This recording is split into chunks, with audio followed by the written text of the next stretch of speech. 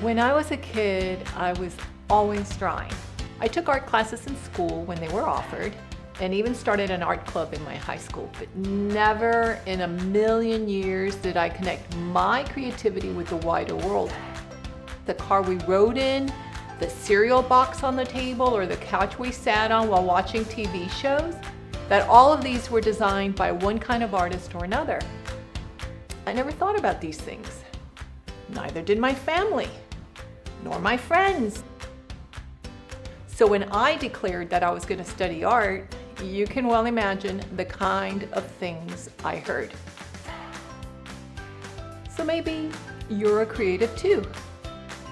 Maybe everyone tells you that you just can't make a living as an artist. Hi, my name is Tatiana Garmendia.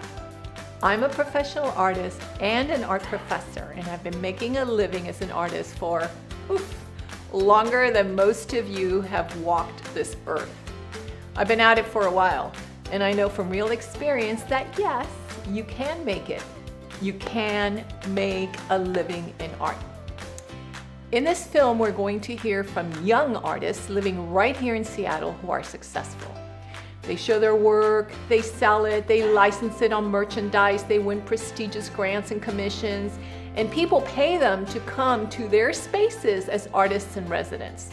They design textiles and parts for planes, they teach. Other creatives write about the arts, manage projects, run galleries, and direct the entire arts and culture budgets of King County. Let's start this story with Brian T. Carter. This dude has been an historian, a curator, the director of several museums, and now he's 4Culture's executive director. Brian Carter is the man with the deepest pockets. I think for students who are contemplating whether or not arts and culture are for you, I would say that the arts and culture sector overall, the field, the large field, it's amorphous, it's large, it's complex, it's dense, it has many avenues of approach, it has many different needs, and it has a lot of different work that actually needs to be done towards improving the sector. So I feel like most people who work in arts with a big A tend to come in because they had a positive interaction with arts at some point in their formative years. They have a wonderful symphony story of their family members taking them. They had a parade and the band comes down the street and they fell in love with music. They have a musical that they saw or a play. I don't have that particular story of how I entered the arts. I come in much more as a critic. I came up in a small town that didn't have a lot of museums or cultural organizations that shared the stories of my family. I didn't see a lot on the walls or on the stages or on the screens that looked like me, that felt like me, or that represented me. I also didn't see a lot of people that I knew in those cultural spaces. So I did not feel they were for my father, who's African American. I didn't feel like they were for my mom, who's a native Spanish speaker. I didn't feel like they were for my sister, who's gay. I didn't feel like they were for my friends who were differently abled. So I didn't fall in love with the arts. And even to this day, it's kind of strange because I'm a strong advocate, but I'm an advocate for the very best that arts can be, as opposed to what I currently find them at right now. So in a lot of ways, I consider myself a critic and a malcontent within the arts sector, but one who's willing to give, I think, my entire career to helping improve this sector overall. So for those of you who are watching this, who have not fallen in love with something within the arts, perhaps that is a call for action for you to jump into it and to create some experience that you wish that you could have. And I think that corrective entry into the field is legitimate and is worthwhile, and that's why I'm at where I am today. And it's not just the art museum and it's not just the art gallery, which tend to get painted with, I think, the broadest brush of elitism that there is. I mean, I think of arts and culture, and I think of it from it's really like it's an idea of the humanities writ large, that encompass history, and they encompass fine art, and they encompass folk life and folklore, indigenous ways of knowing, creativity, design. It's a really broad field that requires people to bring very, very broad perspectives, which has not historically been the case and not allowed to be the case. So I think that folks can feel comfortable that they're able to bring their full selves, their background, and their experiences, though they might not seem a traditional fit for the arts and culture sector, that they are more essential and needed than ever. It is a changing world. Purchasing power is changing, demographic changes, immigration and migration are completely transforming not only our city and our region and our state and our country, but the entire world. And we need new voices to help interpreting that, to make sense of it, to respond creatively to that. And so that means you. Brian Carter thinks we need you and your critical voice in the arts, and he's right. The arts and culture sector is huge, and there are literally hundreds of ways that you can leverage your creativity and love of art into a living wage. Next, let's hear from Sarah Meranda, the chick with the most bling. That's right, she makes jewelry. 6 years ago, she was taking metal classes, and now she's running a successful jewelry business, employing 3 people. And yet, she's still keeping her day job, for now, because she has a plan. Let's meet Sarah, owner of Magpie Mouse Studios. Make sure you really want it, and if you do, go for it. It's not easy all the time. It can be very hard, but it's the most rewarding thing I've ever done. I couldn't imagine if I decided, oh no, I'm just gonna be a banker or something that my heart wasn't calling towards just because it sounded like that's what you should do to make money. I mean, I do this, and there are many years that did not make money, and I still kept doing it. I would figure out like, well, if I don't pay this bill right now and I buy metal instead, I could turn it into stuff, sell it, and then pay that bill and then have more money. There are many years of doing that. I call it the artist hustle. Like, you just make it work because I wanted to make it work.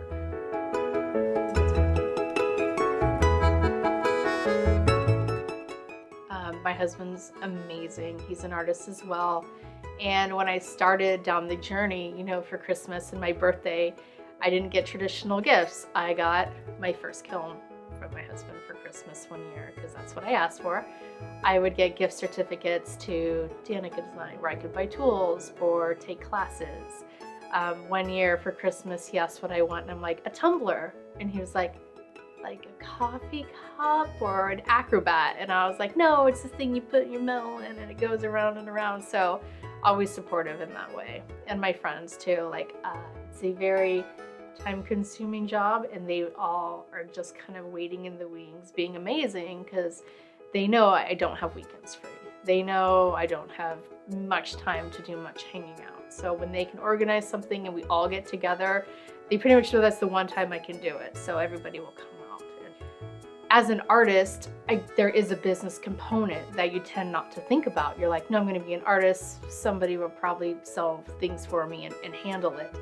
But that's not the way it is if you want to do it. And you know, with the advent of Etsy, it was like, okay, I'll take photos, I'll make a listing, people can buy things. And then I was like, is this a business yet? Like, it's tricky because all of a sudden when you have a business, you're not so much an artist quite anymore. Now you're a business owner. So now there's that whole component of doing taxes and getting your work out there and social media and marketing yourself. And so it's always kind of been this tug of war balance with me of like, no, I'm just making art, I'm making art. But the studio didn't build itself. Like, you have to make money from it. So in my head, it was like, okay, the more money I spend to buy art supplies, then I can sell it for much more, buy more supplies, take more classes. It's kind of started paying for itself, which was good. And then it started paying for more things, which was better. And I work a full-time job now, and I matched what I made that last year. And then this year I doubled it with the side business. So at some point, you know, it will be the full business. It's just being ready, taking those steps, making sure there's savings. I'm okay with that. I'm not one of those people that's like, yeah, no, let's just do this. I'd rather not have a business fail and rebuild. Like when I have my business, I want it to be my business forever and keep going. I've been growing my wholesale because even though we do love doing the weekend shows, we have jewelry at the Chihuly Garden and Glass at the Seattle Center. We have things at the Handmade Showroom in Pacific Place, Sassafras, downtown Seattle, probably about 17 stores right now. Getting my work into stores is the least favorite part of the job. I do work a full-time job, and usually on my lunch break, I clock out and I send emails that are basically introducing myself, introducing the business, some links to the work, and a couple photos. And it's hard. You don't hear back from a lot of places, but then when you do, it's amazing. I get a ton of rejections. I absolutely do. What gets me through it is there is a life coach that I listen to. Her name is Tiffany Hahn, and she has a podcast and a blog, and she started this thing called 100 Rejection Letters. And the idea is you start at the beginning of the year, or whatever your year is going to be, and you try to get those rejection letters, because for every rejection letter, you're putting yourself out there to do different things. And for every one you get, you're probably going to get a couple yeses along the way. And with me, I was like, okay, first couple years, I was like, what? And there would definitely be, some crying times, but now it's like, no, not even a little bit. It's fine. I just go about it. I'll get the rejection letter. I'm like, oh, okay. And then I'll just stick it in that file online. Sometimes you print them, but I'm usually too busy to even dwell on it again, because I've been applying to things, whether it's a scholarship, shows, or just to be in exhibits. Like I'm too busy now to cry about rejections. I still get them though all the time. And sometimes I'll post about them because I want other artists to go, oh my God, she got rejected from that show. I'm like, yeah, every year. It's my 4th year trying. I like to pay the money to tell me no. It's fine. Make it a game. It's totally okay.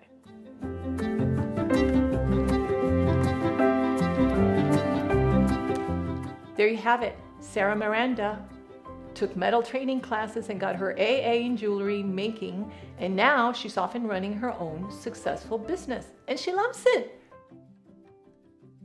Next, let's hear from another super successful artist with no art school training at all. Don't think for a minute that she doesn't know what she's doing. Aramis O is a brilliant artist, a force of nature with a laser ability to focus and get it done. I realized that I wanted to be an artist when I moved to Seattle. I was able to have relationships with working artists, professional artists who were in the field, who actually inspired me that I could actually be an artist. Because I was always painting, like forever. It was something I was always doing. I was always creating, drawing, using pastels, chalk. But it was always just like something that I did, not something that I could pursue or pursue a career doing it. So when I came out here, just seeing the city embrace artists, seeing working artists selling their work, having websites, doing shows, I saw it as a true potential versus this abstract thing where in Chicago, you would go to different museums and you would see all these different artists, but they were on like this grander scale. I felt so much distance between like quote unquote the average artist versus that internationally recognized acclaimed artist. So seeing kind of like that middle ground was inspiring. I was like, oh, okay, so here's somebody who's actually working, a tangible person. I'm sitting, I'm having coffee with them, and then later, okay, then maybe we can become a rock star. Maybe we can become a Kehinde Wiley and and really grow on that scale. I was a registered nurse. I was working in critical care in Chicago. When I moved out here, I was also a nurse as well, and I was working in medical telemetry at Northwest Hospital. Just a lot of my family members are in the healthcare profession. My mom's a nurse. My aunt, they're nurse practitioners. My mom still has this little letter that I had wrote. I must have been about 7, and it was like, when I grow up, I want to be a nurse just like my mom. And it's the cutest thing, and she keeps all that kind of thing. She has like a shrine of me at home. But after being in it for 2 to 3 years, I knew that this wasn't what I wanted to do, especially in the Western medicine philosophy. truly, I was just running from different healthcare programs, knowing that deep down, I really wanted to be an artist. So I decided to pursue my arts while still working as a professional nurse, and slowly made that wean as my art income increased. I was able to slowly take less shifts as a nurse and then completely supplement my income with art. And I was like, okay, we're here. We're gonna stay here, and we're gonna rev it up and continue to work as a full-time artist. Just in today's society, entrepreneurship is glorified in this way where we are supposed to make this big leap, but it takes a lot of discipline to have this level of autonomy in this, because there's nobody telling me that I have to wake up at 7 a.m. to work. Like now, it's all on me. So a lot of people don't have that level of discipline yet. And then when you don't have that level of discipline, you aren't taking the actions that it takes to get a sustainable income. And now you're broke. And now you're like, damn, I didn't quit my job, So there's really levels to it, and I think it's important to first have the mindset of an independent entrepreneur before you even make that leap. I just think that a lot of people need to have better plans before they go out on their own, because it's hard. But some of the steps that I took to professionalize and really hone my craft as a working professional artist, as a businesswoman, I took a workshop called I Am an Artist in Leavenworth that Artist Trust had hosted. And it was really like giving creatives the confidence to say, I am an artist, because like how many times have you, when you're first kind of starting out, people are like, oh, are you an artist? You're like, I kind of dabble. So even just having that confidence to say, yes, I'm an artist. The workshop entailed information about how to write your artist statement, your bio, how to get your resume going, to kickstart a website, and even an artist Facebook page. Doing that, I also did the public art boot camp that Office of Arts and Culture had hosted. That was incredible because from that, I was able to get my first mural project. And I don't think people even realize though, but that mural was the first mural that I ever painted. And it was 130 feet long. It was ginormous. You hear people say there's like benefits of just being naive and not knowing. If I knew the scale of that, I probably wouldn't have done it. But it taught me so much. I feel like as an artist, we have to have multiple ways to generate income. It is just such a new time where galleries isn't that only voice, which is awesome. With social media, with the internet, there's a lot more power that's in our hands. So I actually have a spreadsheet for all the different ways where I can generate income. And so public art is one of them. So that's through the Portable Arts Collection if I'm selling originals to the city, or murals. Teaching is huge. So I also teach workshops at Seattle Art Museum, or smaller workshops through NAM, the Northwest African American Museum, as well as my own workshops that I've put on the Liberation Healing Arts. And then the other one is merchandise. So now I know for me, like growing up, we didn't have original art hanging in the house. Like, unfortunately, we were kind of you go to Target, you find some little $20 canvas art and like put that up because it wasn't a value system, within our family. But I still wanted to make my art accessible while still having high value and high price points for my originals, because some of them take months. Like this giant piece I'm working on, she's 10 feet long. That's taking me months, so not just giving it away to make it like, oh, accessible for everybody, but just having affordable options through prints, clutches, jackets, some of the new acrylic blocks that I have. Just having different ways in order to consume the art. So I sell those on my website, through Instagram, my Facebook artist page, as well as art festivals. So Folk Life, West Seattle Summerfest, Alki Arts Festival, different pop-up shows. I'm actually doing one called Hard in the Paint coming up this weekend for Halloween. I'm going to have a table set up. I'm one of the vendors. I'll have prints ranging from $20 to $60. Canvas prints, some will be $90 to $100. As well as some of the small little clutches. Of course, selling originals, right? So I still do the conventional way of art galleries. And it always hurts, when they take 50%, because it is real. Some galleries are doing 50, some do a little less, some do 30, 70, which is great. But I always factor that into the price point. It's having those conversations like, do I really need to sell it in a gallery? And what's awesome about 2018 is that you don't have to. You just don't. And you're able to take home a lot more of your profits. So I think it's super important to have as many revenue streams as you can. The people who supported me in being an artist was definitely my family. So my husband, James, my mom, my dad, I feel like they're supportive of just about whatever I do. But there was still this underlining like, okay, you sure? You're quitting your job. It was a little bit of that, but just to even have them say that they support me was huge. Knowing that there was a little bit of that hesitation with the undertone, I was like, okay, I have to show you. And that, I feel like that's with anything. Like with anything in life, you can tell people a lot because there's a lot of people in this world who are talkers. When you show somebody something, that's when it just takes on a whole new meaning. And now, like my mom, when I said that she has the shrine, she really does. Like now I feel like I have so many things that I've proved to them that this is real, this is sustainable, this is something that I can truly be successful at. And now they're just like guns a-blazing support. Every time I'm published somewhere, I send it to my mom. She puts it there on the altar.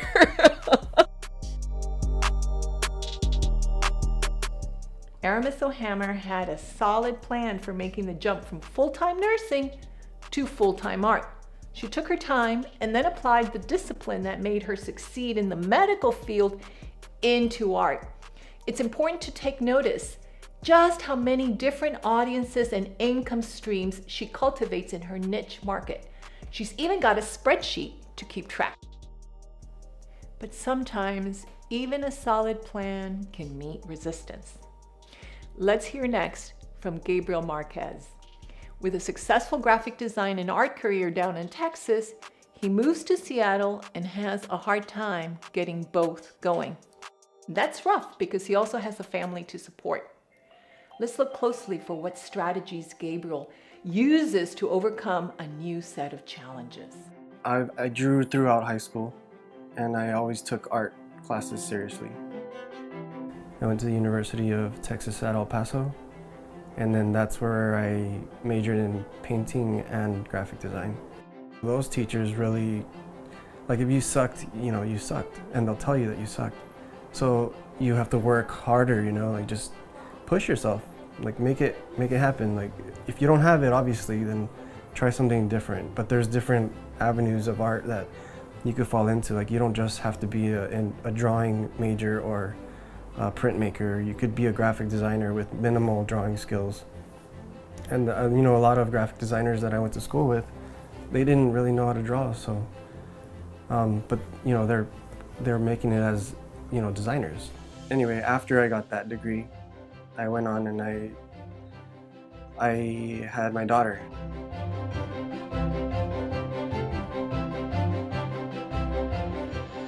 It forced me to get a job, be an adult.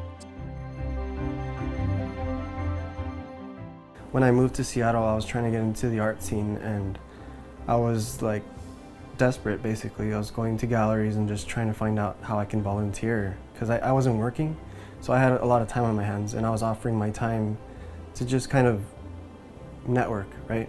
So I offered to volunteer for Coca, and they had said no. I want to say like maybe 2 weeks or a month goes by, and the lady by the name of Anna Hurwitz, she invited me to do the 24-hour art marathon for Coca. They have it every year. It's like, I think it's their 37th year this year. So she invited me to do that, and then from there, I met maybe like 20 different artists that were locals, and it only takes one of them to vouch for you, basically, and then kind of like bring you into their community. So I met Ciolo Thompson, and then she invited me to do a show at True Love Art Gallery. And then, that show just led to another show.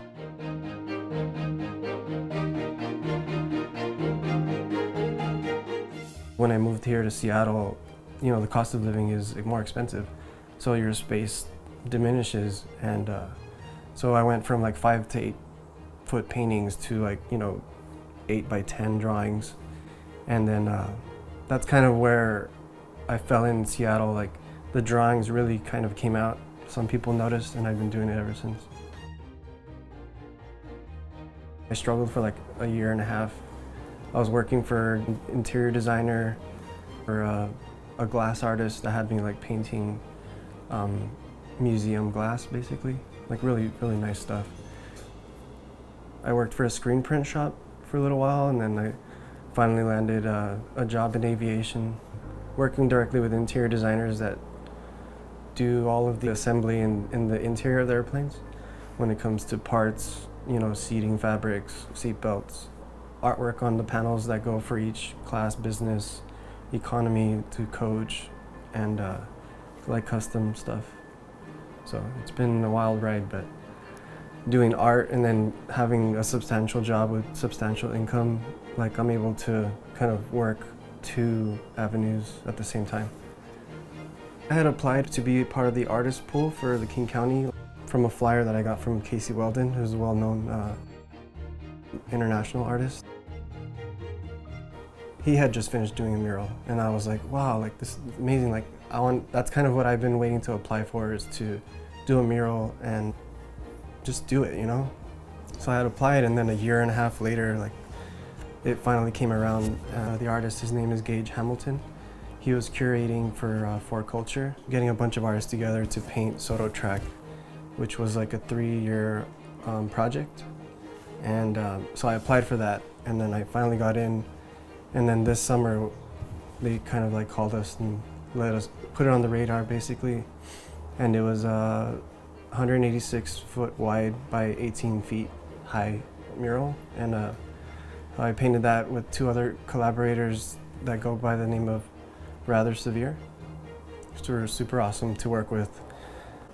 No one ever like told me not to do art. They've always like my dad, he's always been like, yeah, go for it.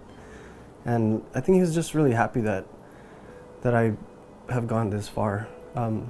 Just recently he passed though. It was during the mural, actually, the second day. And it was really hard.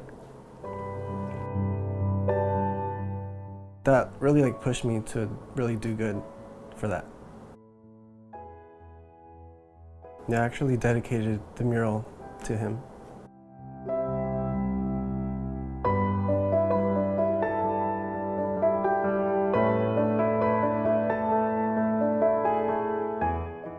It takes a huge heart and a lot of courage to keep going in the face of personal losses.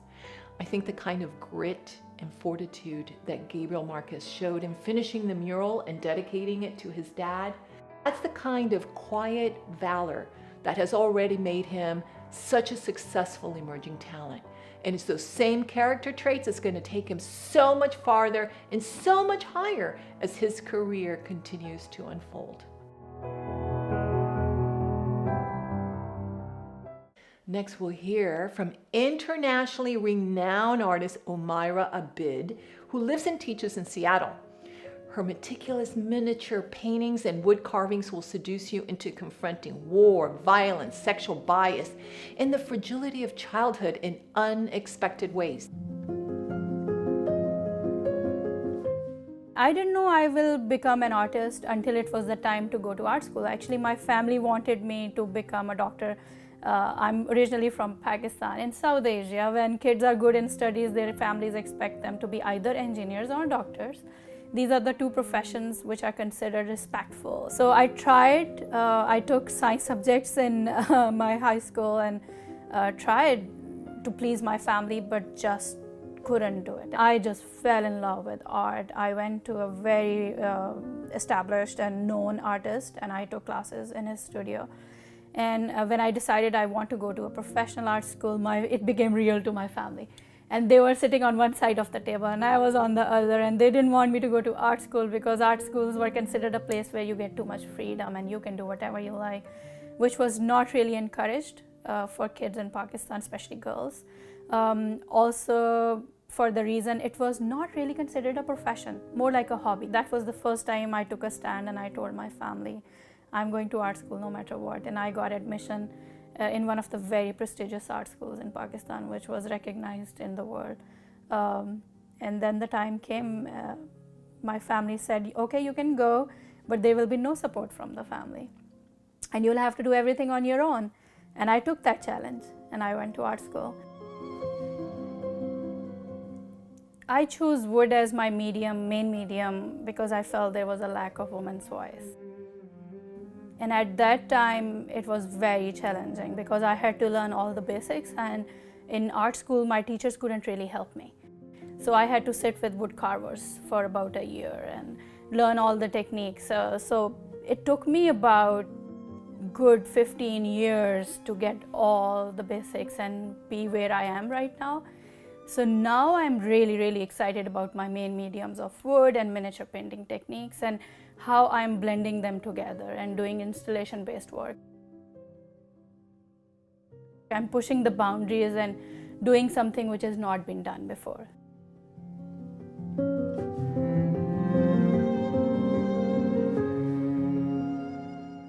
Whenever I do a new work, I have told myself it should be better than my previous work. It should be more challenging. I am talking about subjects which are difficult for a lot of people. In the beginning, one of my main challenges was when I was trying to sit with traditional carvers and pick up the basic techniques. They were not used to see women around them.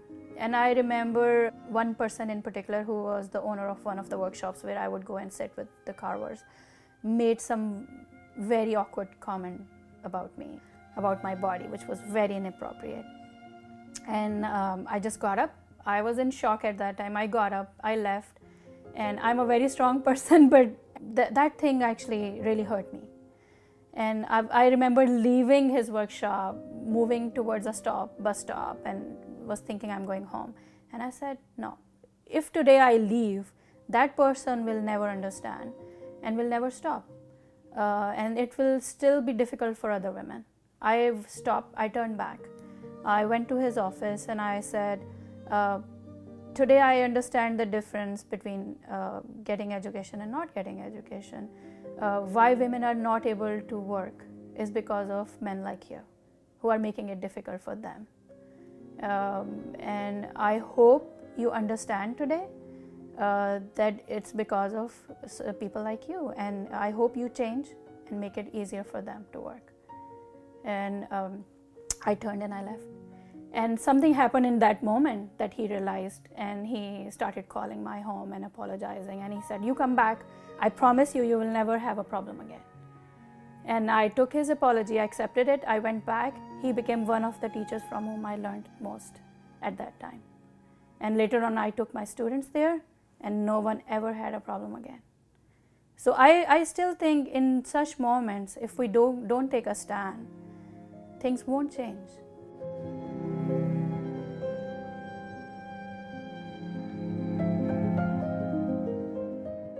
We spend our energy and time hiding things, not talking about issues like puberty, sex, relationship, menstruation. I found out about menstruation the day I started my period. So, I mean, all of these things which made me think, why? Why women are shamed over some things which are so natural, and they have nothing to do with it. I mean, it's not their fault. So I thought, I'll talk about them. Nobody's talking to me, I'll talk about it. And that's how I started working on such topics, started bringing them into my work and opened people up. So I sometimes make people uncomfortable through the beauty of my work. So my work can be pretty to look at, nice and well executed, but then there are layers of meanings, and I love to make people think.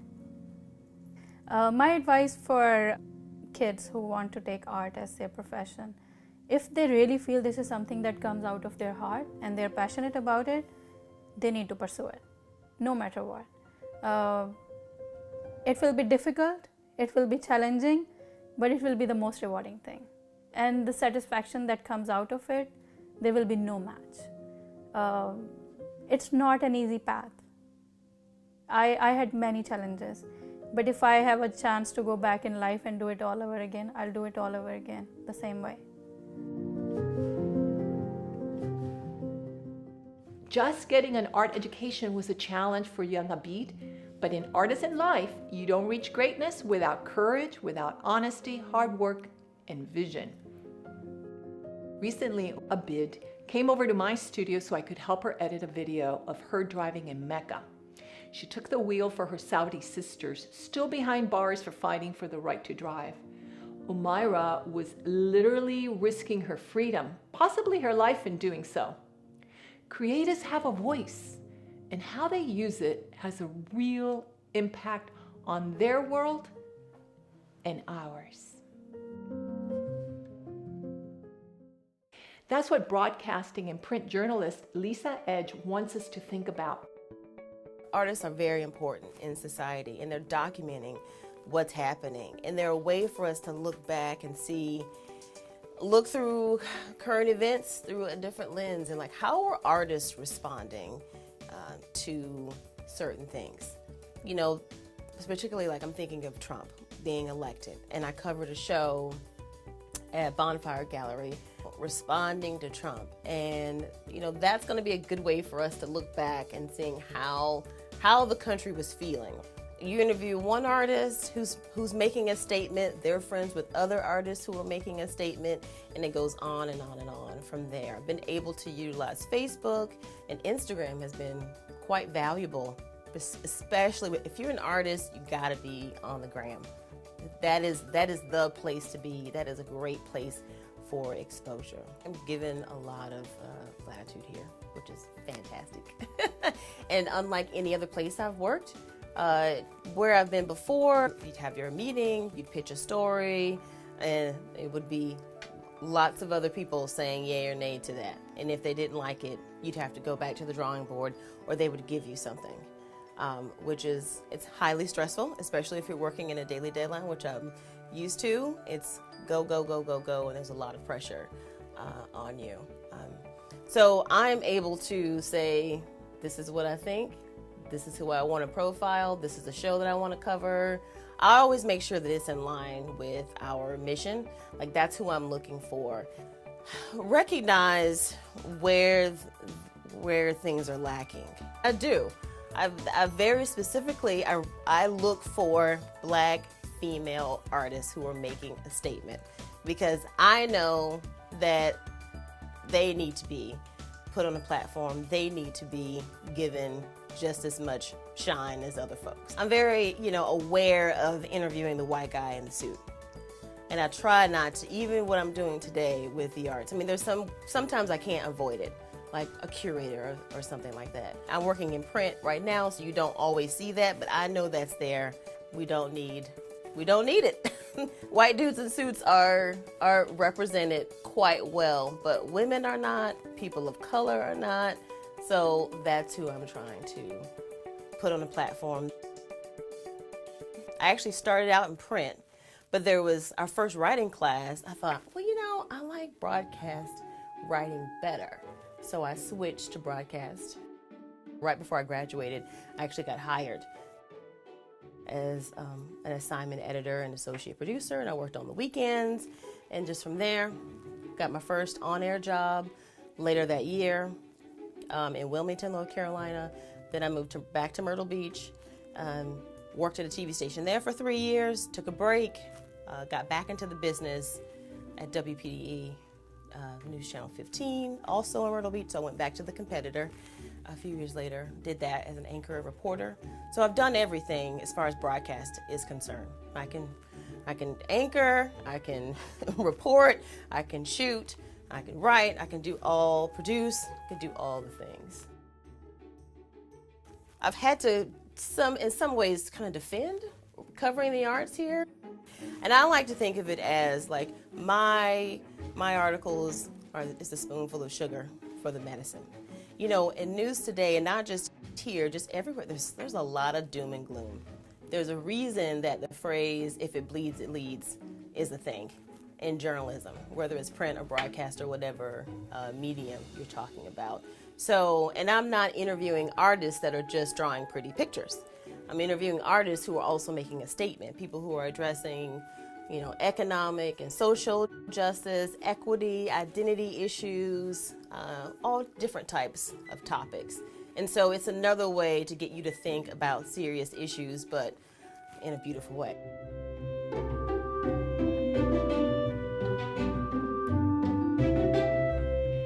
We learned that Lisa Edge is really nimble. She can write, she can film, edit, produce, or be in front of the camera. She has skills and flexibility. She started out in print, moved on to broadcasting, now she's back in print, and loving the autonomy she has in choosing the art she writes about. Our next artist is an established ceramicist and sculptor. But first, he thought he would be an architect. His story teaches us that it's good to listen to what your guts are saying. My world revolved around drawing and painting, especially as a child. It wasn't until I went into undergraduate studies that I found out, okay, I can, there's all these different courses that I can take. And I wanted to do architecture, but the university that I went to didn't have an architecture program, so then I moved into design because I wanted to do something in the arts, but I needed to get a job. Or I thought, like, I need to get a job when I'm done with school. So I went into the design program, and luckily the university required you to take all the other art classes in order to be in the design program. So I took ceramics and metals and painting and printmaking. And I actually took ceramics first just because I wanted to get it out of the way. And I knew nothing about clay and ceramics, but that's when I discovered kind of the potential of it. And then I didn't really like design. People were telling me what they wanted me to create. So I kept with ceramics, and then I moved into an education degree because, again, I wanted to come out of my studies with the potential of getting a job. But just spent all of my time in sculpture, ceramics class. And then eventually, 3 years in, I decided to change my major just to be a bachelor's in fine art. And told my mother, like, I'm gonna pursue the arts. And she was very wonderful about it. She just supported the fact that I was continuing my studies, getting a degree, and even though there is this idea of coming up with the potential of getting a job, I was the first person in my family to finish college. So just the fact that I finished was a big deal. When I finally decided that I wanted to pursue my bachelor's in art with an emphasis in sculpture and ceramics, I talked to my professors and asked, like, how does this work? And the advice that I received was go to graduate school, because it was a time where I could really focus on only art making. Also, it gave me the potential to teach at higher university or higher education. So for me, as soon as I decided I would get my bachelor's, I also decided I would continue on for my master's. In regards to kind of making a living as an artist, I first leaned heavily on teaching. It was hard for me to get a type of teaching where I was teaching at a college or a university. So initially I started by teaching at community centers. And I feel very fortunate to be in a community, the clay community, that is very open and embracing, and also kind of reliant on these communal studios for people to be able to make their work. Pottery Northwest, Sewer Park Clay Studio, Mojo Art Center, Kirkland Art Center. All of these spaces I've taught at after receiving my degree, and have subsequently, they have allowed me to live in the city. I was able to build my network with teaching at these studios. So some of my first patrons were students that were taking classes at these studios because they liked my work, but they also got to know me a little bit. So they were supportive of what I was doing. Made it a point to try not to reject any opportunity. So I was always saying yes, no matter how small, because you don't know who's going to see your work. So I try to put my work out as much as possible. And doing that allowed me to be in a group show that then was invited to show at the gallery that currently represents me, Foster White Gallery. And that kind of like started moving my work along. It is hard to be an artist, and it's hard to full-heartedly dive into being an artist. because there's a lot of struggle along the way, especially financially. So I think I'm in the point in my life where art has started giving back to me.